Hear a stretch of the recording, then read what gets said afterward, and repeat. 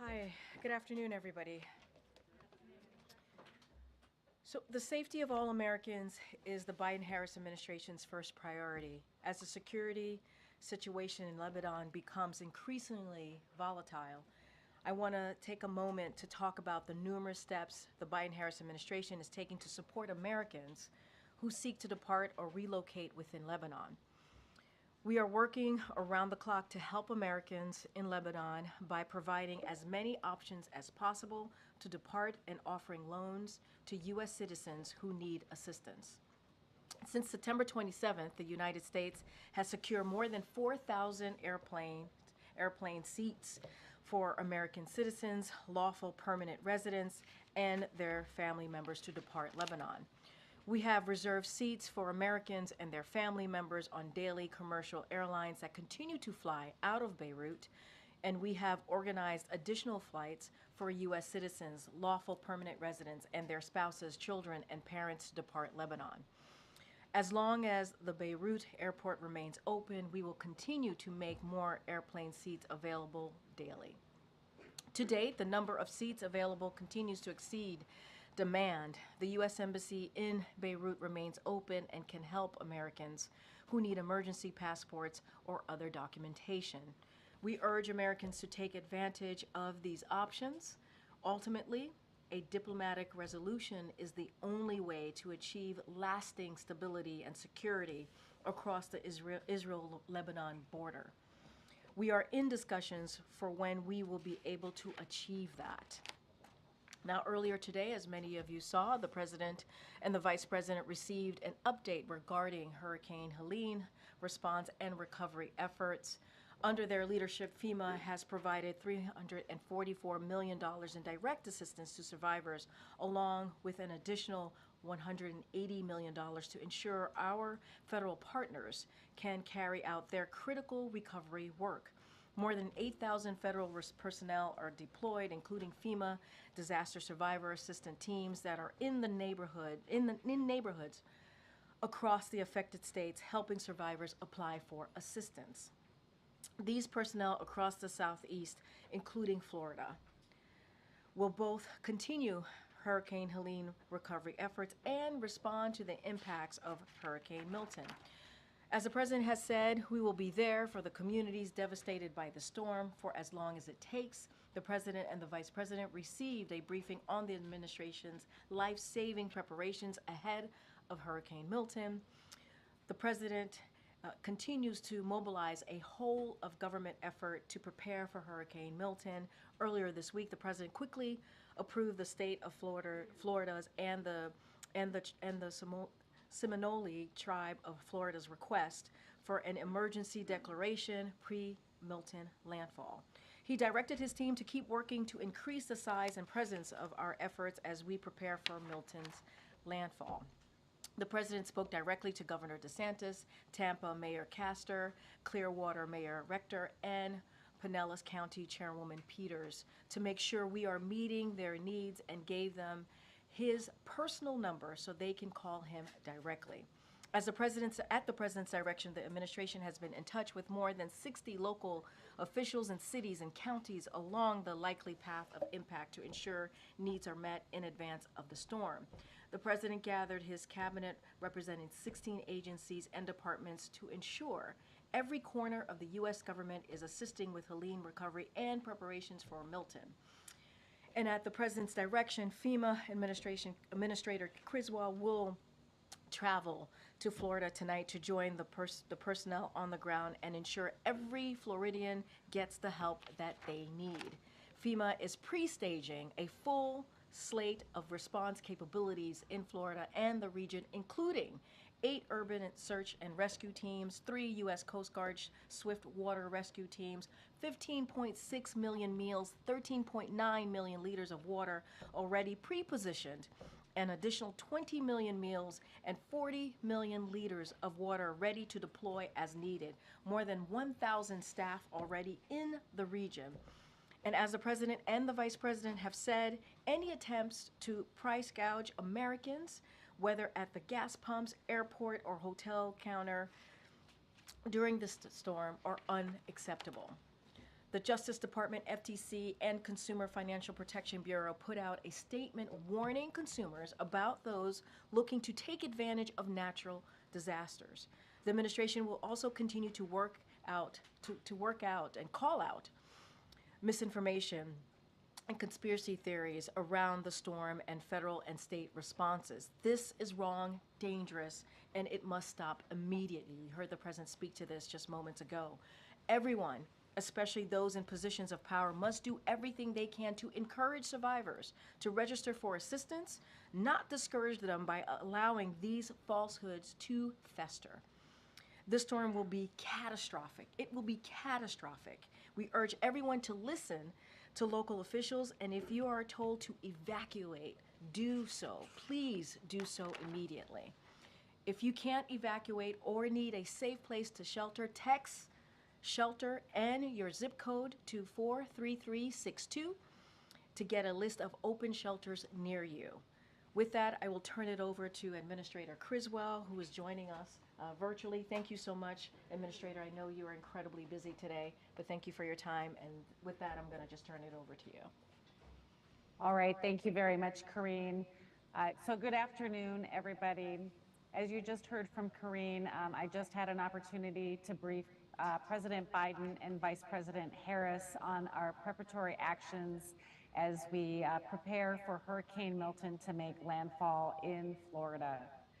The entire federal family is leaning forward for Milton's response.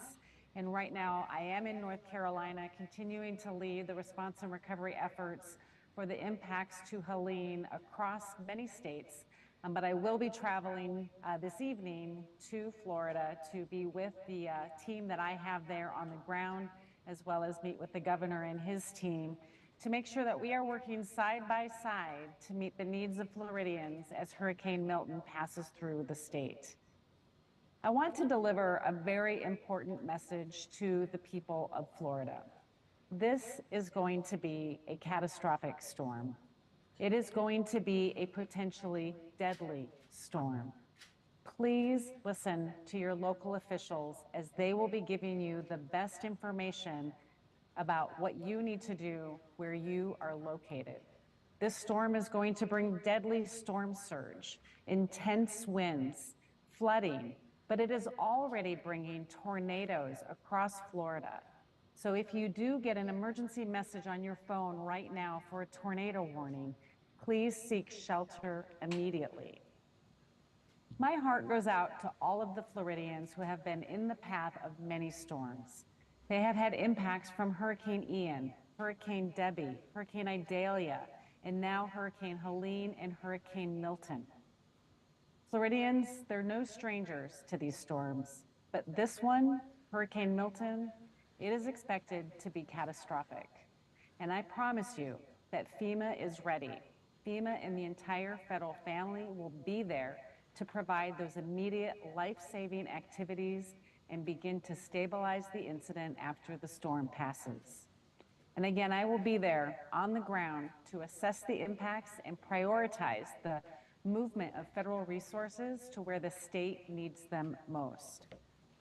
Today, tonight, and tomorrow, these are going to be tough as we watch the impacts move across Florida. And again, we're already seeing impacts from this storm with tornadoes and high winds happening in different parts of Florida. The most important thing is your safety. And I need everyone listening to do everything you can to protect yourself and your family as Milton passes. Some of you may still be able to safely evacuate. Others, it may be too late. Again, I need you to listen to your local officials. They will know exactly what you are still able to do. And if you receive, again, a tornado warning on your phone, through a NOAA radio, or from your local officials, there are tornadoes that are happening now. You need to seek shelter immediately. I have also been in contact with Governor DeSantis, Mayor Castor, Mayor Welch, and Mayor Dyer, as well as all the tribal nations in Florida that are in the path of this storm. The President's swift approval of the pre-landfall emergency declaration for Florida, as well as the Seminole Tribe of Florida, allows us to be able to employ the resources that we have staged to immediately begin to save lives and support the response activities. In addition to the thousands of people that I already have on the ground in Florida for Hurricane Helene, as well as the previous storms from previous years, at the President's direction, I sent an additional 1,200 search and rescue personnel, 6 incident management assistance teams, multiple power assessment teams, and dozens of medical facility assessment personnel into the area pre-landfall. We've also staged over 500 ambulances, and the search and rescue teams include high water vehicles and air assets as well as boats to support those life-saving activities in the first hours after the storm passes. As you heard Karine say, we've also pushed millions of meals and liters of water into Florida to support those immediate needs. And let me be clear, the movement of these resources and these commodities are not taking away from our ongoing response and recovery efforts in North Carolina and the other states that were impacted by Hurricane Helene. We are built for this. We have managed multiple simultaneous catastrophic incidents before, and we are prepared to do this again. And I want the people to hear it from me. FEMA is ready. Our agency is postured to respond to this storm and maintain our current response and recovery efforts for Hurricane Helene impacted states. And we will be providing, and I will be providing regular updates to President Biden and Vice President Harris as this storm passes, so we can make sure that we are getting all of the federal resources that are needed to support their response. And they have directed me, as they always do, to make sure that Floridians continue to get everything they need. I want to be clear, we at FEMA stand ready to both continue our support to Hurricane Helene and respond to the impacts from Hurricane Milton. This is what we do best. We manage complex incidents. We coordinate, we communicate, and we respond. And again, I will be traveling to Florida later today so I can join my team as well as our state partners that are in the field preparing for the impacts from Hurricane Milton. My leadership team, they are the best of the best. They are trained to work across multiple states and support the impacts that states are going to be feeling. And I want everybody to know that we are prepared for what we need to do to support Florida as well as all of the other states. Before I take questions, I just want to emphasize once again, because this is extremely important, people need to listen to their local officials. They need to take this storm seriously. It's going to hit the west coast of Florida as a major hurricane, and it will still be a hurricane as it departs on the eastern coast of Florida. There will be flooding, there will be tornadoes, storm surge. Take the actions you need to protect yourself and your family. We do not need to lose any lives as a result of this storm.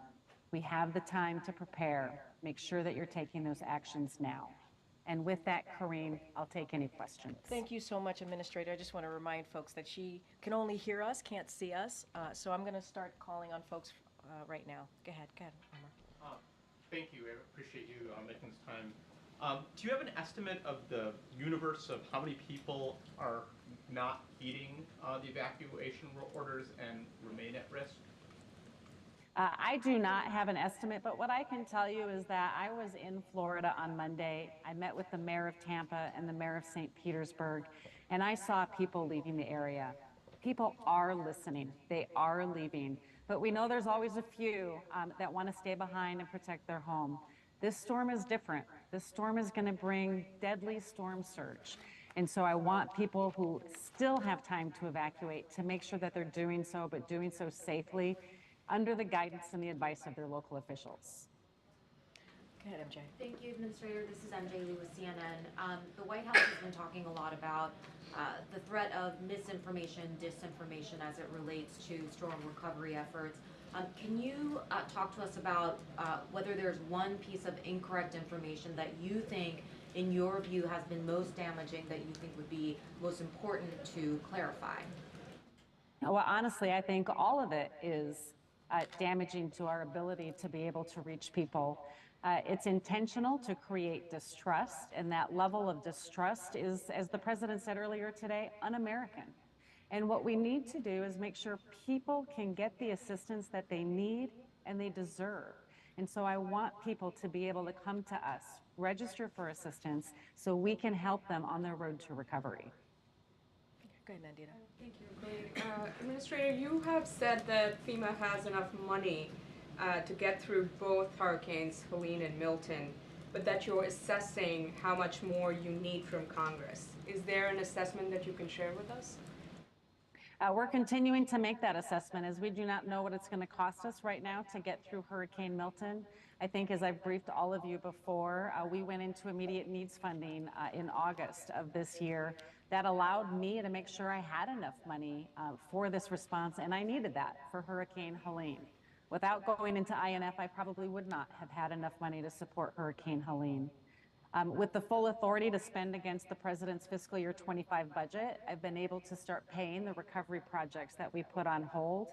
But the amount that we're spending for Hurricane Helene and the amount that we anticipate we're going to spend for Hurricane Milton, we are watching that very closely and assessing it every day so we can have a good estimate of how much more that we will need to be asking for in a supplemental. Go ahead, Selena. Thank you, Karine. Thank you, Administrator Criswell. Selena Wayne with ABC News. Could you give any specific examples about the real-world impact that this misinformation is having, both in terms of, are you seeing people who aren't taking precautions because they don't trust the government or FEMA or NOAA, and then in terms of the threat to FEMA workers, have you seen examples of threats against them on the ground? Yeah, I think the biggest thing is that what I am hearing is people that are not coming to us and asking us for assistance. They're not registering for the help that they need, or they are afraid to approach some of our staff because they are unsure of what the government is doing. I think one of the biggest ones that I continue to hear is that we're going to take their land from them. Simply untrue. When you register for assistance, we give you an initial amount of money, $750, to help support those immediate needs. And there were rumors out there that if you received this money and you didn't pay it back, that we would take your home. Simply untrue. This is a series of assistance that we give over time, those immediate needs. We've already given out over $60 million in North Carolina alone for people's property losses, as well as this immediate assistance. We will continue to give that money out. And as it relates to my staff, I mean, it's just demoralizing. I think that they take it personally. They have left their families and their homes to come here and support people in need, but they're focused. They continue to stay focused on why they're here. They know their purpose, and that is to help people, and we'll continue to do that. Okay. Go ahead, Gabe. Thank you, Administrator. You said before that you have dealt with misinformation in the past. Why do you think that misinformation is so rampant this time around? Is it because of the election? Is it because of certain politicians? Is it because of tech platforms? Or is it because of potentially a foreign actor? Yeah, I mean, I have definitely seen misinformation before. We have had misinformation for a long time, but we have seen it increase recently. We saw a significant increase in the response in Maui, and even more, the greatest amount that I've seen in this response to Hurricane Helene. You know, I don't want to speculate as to why we're seeing this increase. It's just damaging, and it just makes it harder for us to do our job, and it's a distraction for the people that are out there doing really hard work to help the people get the assistance that they need and deserve. Ken? Could you just describe, the storm is going to be making landfall late at night on the West Coast. To what extent does that add to the complications or the dangers for residents? And just how unique is it, the fact that it will be a hurricane when it hits the West Coast, but also a hurricane when it exits the East Coast of Florida? I think anytime we see a storm hit during the evening, it just complicates things, right? Because we know that we will have power outages as a result of this. It will be dark. People will have to try to protect themselves without the same level of light that they're used to. It just creates a whole other level of complication. But as we heard from Director Brennan earlier today, It is very rare for a storm to be a hurricane when it makes landfall and as it exits the state. It's going to move quickly, according to him, through the state, but that means it's going to create these catastrophic impacts across the state. We're going to see the most significant with storm surge on the West Coast, but we know from Hurricane Ian how much inland flooding and flash flooding that happened on the East Coast in the Orlando area. And so we're concerned about that. And that's why I talked to the mayor of Orlando earlier today to make sure he knew that even though the West Coast is getting a lot of focus on this, that the East Coast is going to have significant threats as well. And that's why I've also got incident management teams right there in the Orlando area to help work side by side with the local officials so we can get those resources in as quickly as possible when this storm is making landfall and moving across the state. And I know, Administrator, you have to head out. Akela, you have the last question. Hi, Administrator. I'm just wondering if the administration is confident that the election will still be able to be conducted by November, that power outages, that roads will be safe to drive on so voters can cast their ballot. So, you know, the election piece is with the states, and we have resources that we can help them with to ensure we meet whatever needs that they have, and we'll continue to work with them if they have any specific requirements. Thank you so much, Administrator. Safe travels. I know Thanks, you've been in Karine. North Carolina for some time helping on the ground there. We really appreciate everything that you're doing, and safe travels to Florida tonight. Thanks, Thank Karine. you. Thanks, everybody. Okay, Amr? Great. On the Netanyahu call earlier today, was the president told by Prime Minister Netanyahu how he intends to respond to Iran after the October 1 attack? And then secondly, the Prime Minister's office and President Trump have confirmed they spoke last week. Was the White House informed of that call ahead of time, and do you know the contents of that call? And just generally, are you comfortable with that type of conversation happening? So look, a couple of things. You just asked me a slew of things there. I do want to say, I know there's the rabbi call that the president's going to be doing momentarily. We'll let you know when that happens. I think we're running a little bit behind, and I know that there's going to be an opportunity for all of you all to tune in. Let me just give you a couple of just top lines on the call. It lasted about 30 minutes. It was 30 minutes long. It was direct. It was productive, obviously the call that the president had with the Prime Minister of Israel. They discussed a range of issues, and we are going to have a readout shortly that you all will have to get a better sense of what was discussed on the call, so I'm not going to get ahead of that. I know the team is working through that at this time. So as you all know, the U.S. and the Israeli government have had discussion since last week. Certainly since after the Iran attack. And so those discussions continued with the president and the prime minister. Certainly not going to get into those discussions. There's going to be a readout. Don't have anything else beyond that to share, but I can say that they did have a discussion about that. And it is a continued discussion. It started off with obviously staff level discussion last week, and obviously the two leaders had an opportunity to talk directly. Like I said, it was productive, it was direct, it lasted about 30 minutes. And this is on top of more than a dozen calls that the president and the prime minister have had since October 7th of last year. As it relates to one of your questions there about the book. Look, as you know, there are... Okay. About the Trump conversation last week. Oh, Did I ask about the book as well? But we can come back to the book. We can come back. There's plenty of questions. I'd like to answer that as well. But particularly about Trump's conversation, I think that's more pertinent to today's. We'll say more about the Trump conversation. So Trump spoke with Netanyahu last week. I see what you're saying. Okay. Yeah. Okay. Were you guys aware of it? Look, I don't. That's something for obviously the Trump team to speak to. I can't speak to that about their conversation. I just don't have anything to add beyond that. It's more relevant. Are we having like two different, a former administration and the current administration doing foreign policy at the same time? As you know, there's one president at a time. That has been the way that we've done this, right, in this country. And so that is what exists. The president, the current president, the President Biden, had a conversation with the prime minister. They've had, as I mentioned, more than a dozen conversations since the past year, since October 7th of 2023.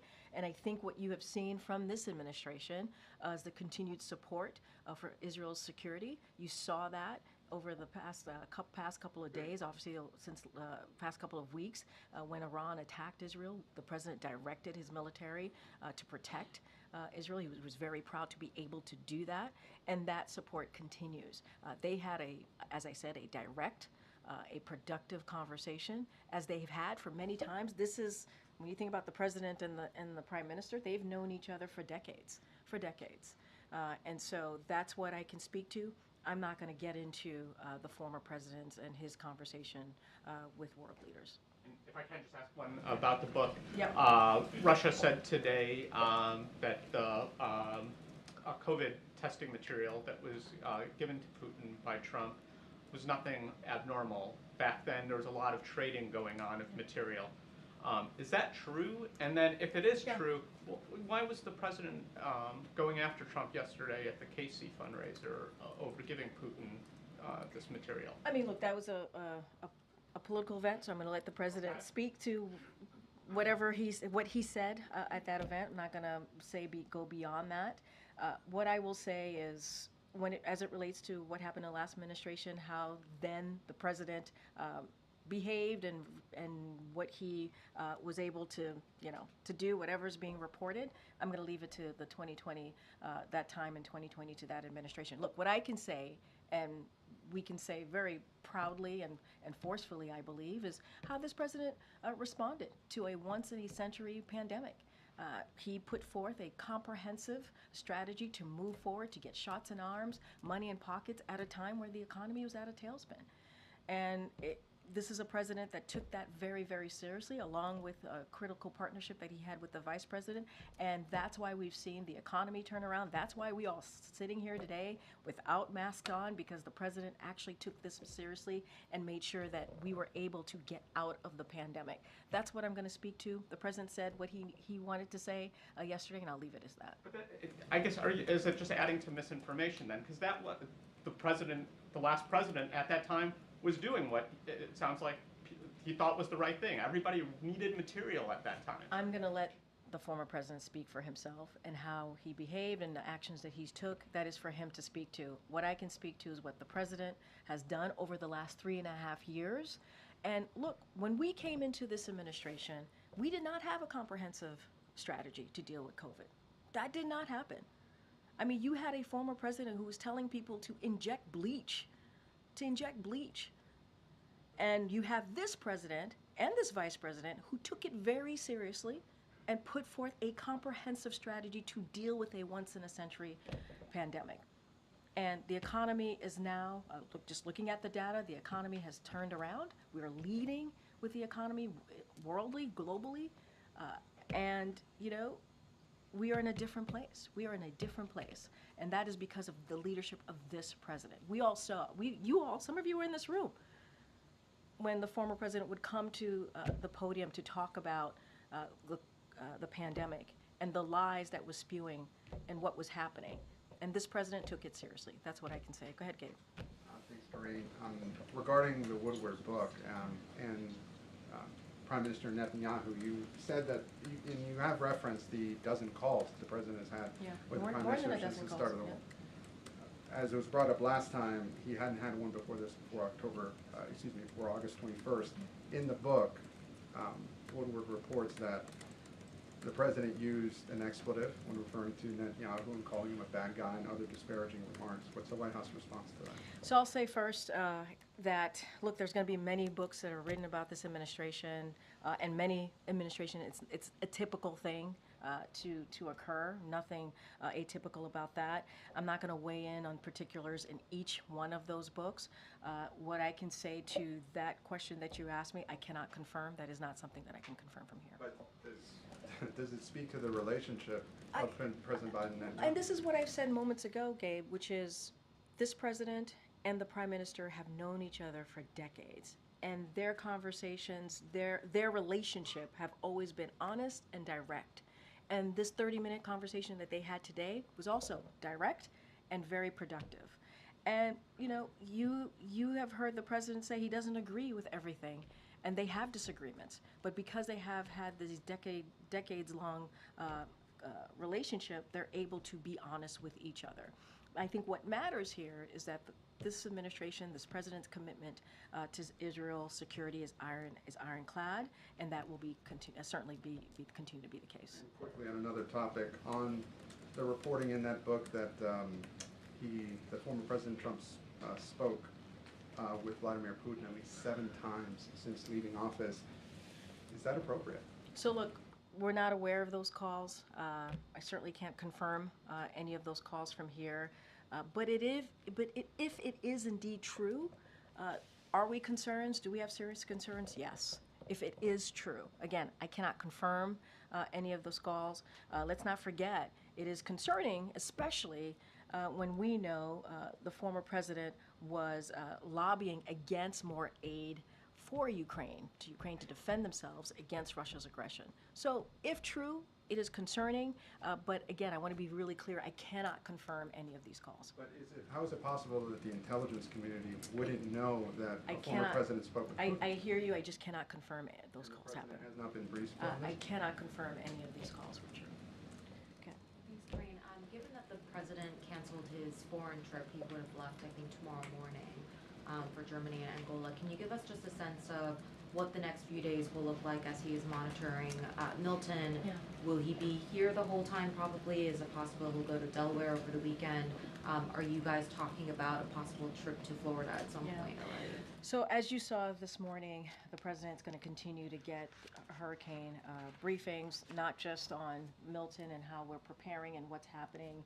Obviously, we're all certainly very much focused. He's going to be laser focused on that, as well as the vice president. And so he'll continue to be updated, continue to get those briefings. I don't have any travel to read out to you at this time, whether it is to the impacted areas or outside of that. What I can say is the president is going to continue to be laser focused on the storms and what's happening, the preparations, how we are still certainly responding to the immediate needs of folks who have been impacted by Hurricane Helene as well. That is also very much in front of us and what we're trying to do and get done there. But that's going to be his focus. You'll continue to hear more from the president. I can guarantee you that over the next couple of days. But what we want to share very, very clearly with Floridians out there, it is important to evacuate. It's important to take this storm very, very seriously. It will be catastrophic. You heard from the FEMA administrator. She is headed down to Florida to be there with her team to assist on the ground as we are pre-positioning and preparing for the storm. And just back to the phone call with Prime Minister Netanyahu. Did the president at any point in this phone call, he said that it was constructive, urge the prime minister to not take certain actions as they relate to either the situation in Lebanon or potential retaliatory strikes against Iran? So look, I'm going to say what I said moments ago. This was a continued discussion on the leaders level. As you know, the staff level has been talking since last week, and it is certainly to continue to speak to the response on Iran's attack and a long list of other conversations and issues that they wanted to discuss between the two leaders. I don't have anything else to speak to or to say. There's going to be a readout shortly that will have a little bit more detail of that conversation. I'm just not going to get into specifics from here. Would it be safe to say that the president now has a clear understanding of and a clear picture of what Israel's plans are for retaliating against What I can Iran? tell you is they had a discussion. They continued their discussion on a response to Iran's attack. A discussion last week, a discussion that certainly started at the staff level, and now the two leaders were able to have a productive, a straightforward, honest conversation, as they tend to do. I don't have anything beyond that.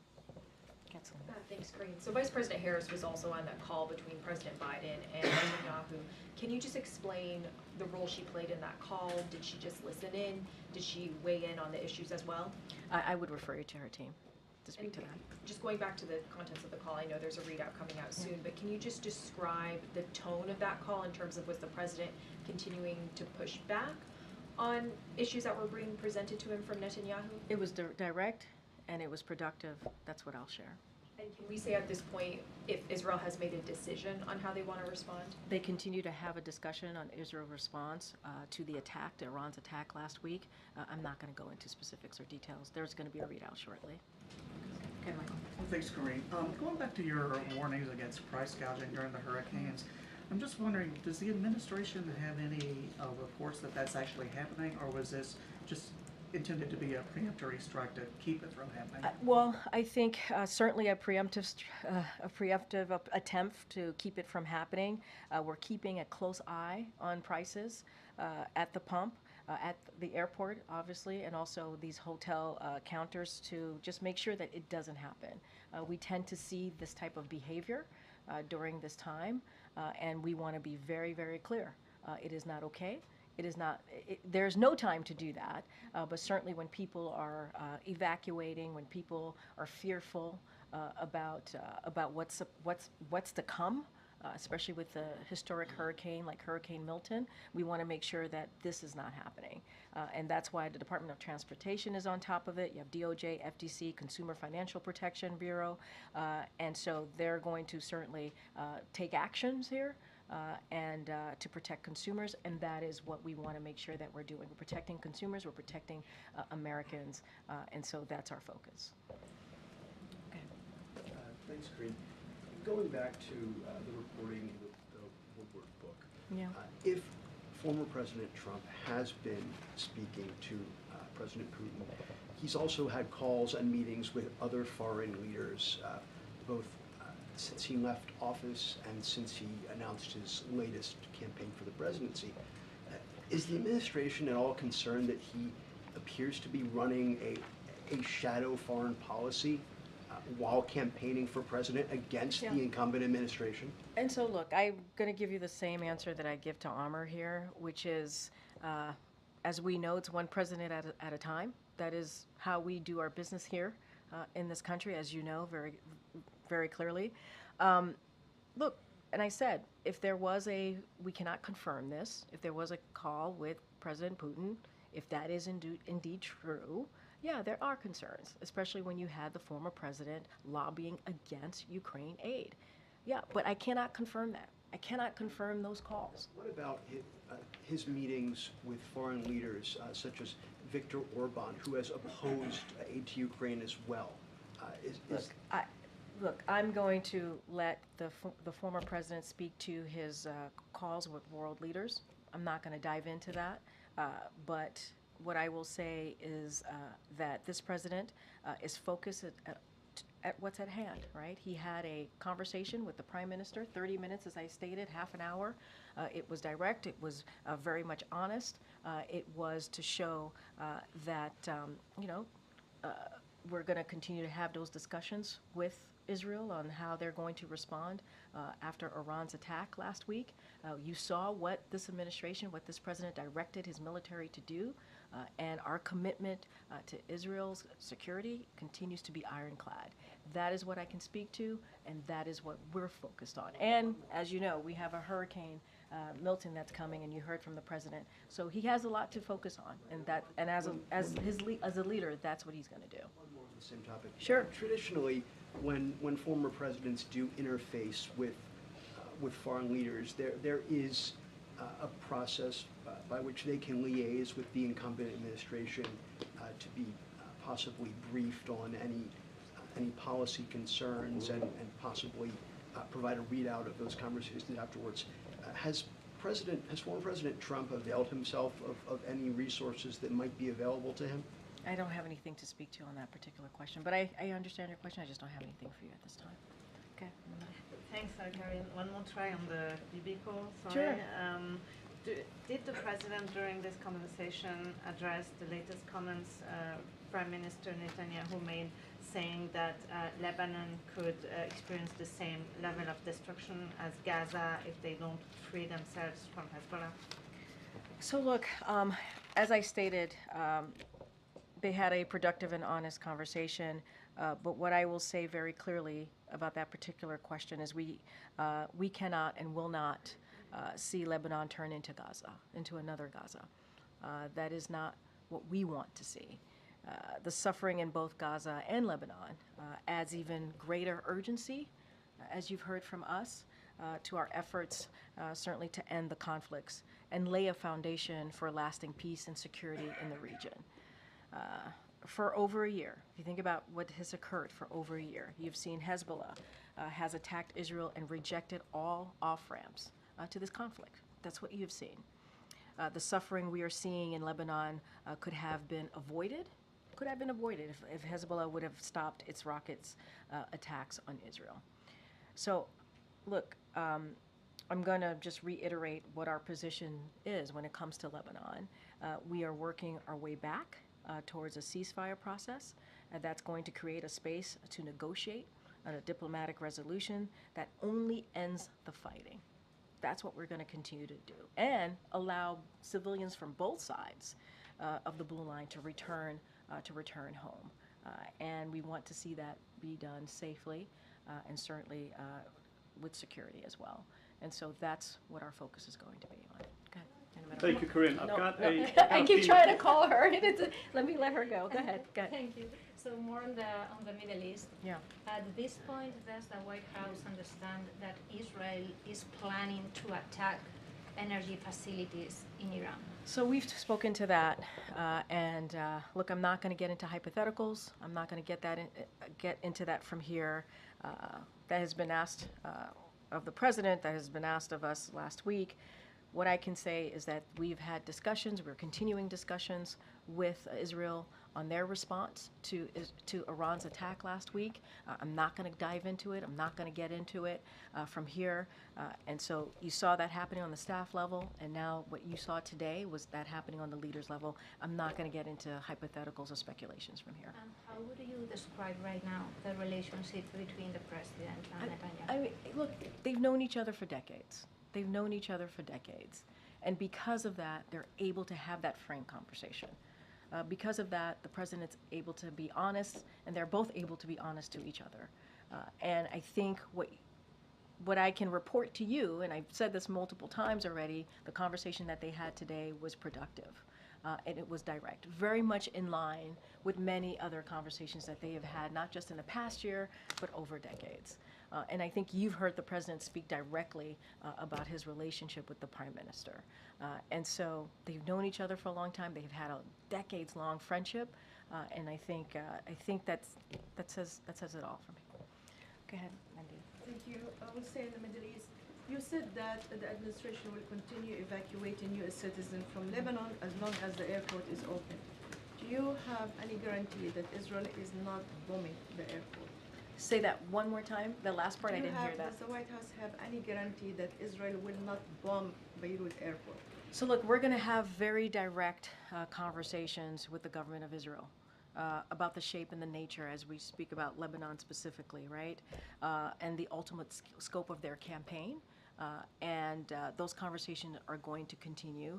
And I'm not going to get into specific conversations that we're having, but it will continue to be very direct. And that's what you've seen over the past year, and that's what's going to continue. You also said that you're working towards a ceasefire and a diplomatic solution as the best outcome to the crisis.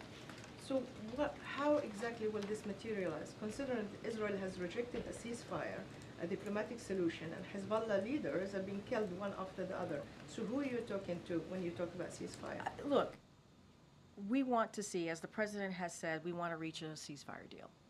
That's what we want to see. And again, to provide space for that diplomatic resolution, those diplomatic conversations, and we want to see civilians on both sides to return back home. And on both sides of the border, obviously. And so those discussions continue. We have been very clear that those conversations have been continuing for some time now. And ultimately, we need a diplomatic resolution. We understand that. We have to have a diplomatic resolution, and that's the only way to achieve that long-lasting stability, right? When you think about security across the Israel and Lebanon border. And so that's what we want to see. It doesn't stop us from having those conversations, to having those discussions. Today, you heard from me, you heard from us that the two leaders spoke about an array of issues. They continued that discussion about how Israel's going to respond to Iran's attack from last week, and a bunch of other things that are incredibly important to both leaders. We'll have a readout shortly that will share a little bit more. And one last question. In 2 weeks, there is already 8 hospitals in Lebanon are out of service. There is thousands of people being killed. There is 1 million forced to flee their homes, and the Israelis has called in for more troops. So how can this not be a scenario in Gaza that we have seen it unfolding? And second isn't that a mission creep? How do you agree with the Israelis on the outcome of the war if Netanyahu said we're going to continue regardless of what the White House more or less is saying, as long as we are not achieving our aims in Lebanon? Look, I'm going to say what I said moments ago. We do not want to see what happened in Gaza happen in Lebanon. That's what I said, and that is something that we do not want to see. And as we've said, Israel does have the right to defend itself, and to go after their security threats that they see. But one civilian casualty is too many, and we've been very clear about that. Israel must take every feasible precaution to prevent civilian harm. And those are the discussions that we're going to continue to have. Look, you heard from us. We announced some humanitarian assistance for Lebanon for the challenges that they're dealing with. $157 million. We announced that last week to deal with those humanitarian challenges. And so we're aware of what's going on, and we've been very clear. We've been very clear on this. Okay, Jared. Just two kind of clarifying questions, at least clarifying for me. They may be clear for others. But have you, in the talks that the president has had with the Israeli prime minister, sort of beyond just kind of the details or the readout, is there now an expectation that Israel would inform the administration in advance of action it's planning to take against Iran? What I can tell you that the discussions continue and how Israel's going to respond to that attack, to the attack from Iran last week. Those discussions continue. I'm not going to get into details from here. And then just quickly on the Lebanon, you talked about kind of the efforts being made to help Americans get out. Yeah, Americans so far, who are in Lebanon. Are those all commercial flights at this point, or are you talking about like some military charters or diplomatic charters as well? Yeah, so what I spoke to was commercial flights, and what we're trying to do, get some seats on, certainly on these flights. I would refer you to the State Department. They did a very good laydown of this as well, and they're certainly helping to lead that effort, so I would refer you to the State Department on any specifics. Go ahead, Phil.